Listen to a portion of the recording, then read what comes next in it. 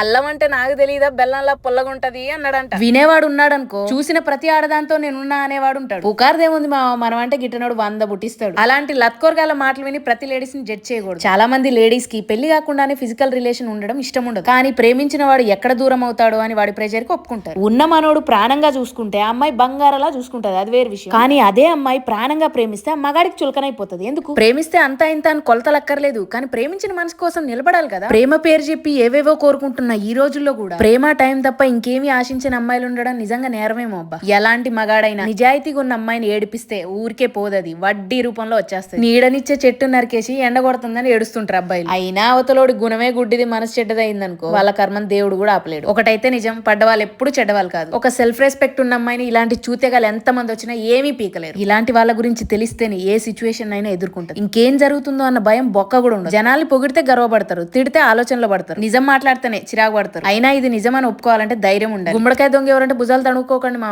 ఉంటా.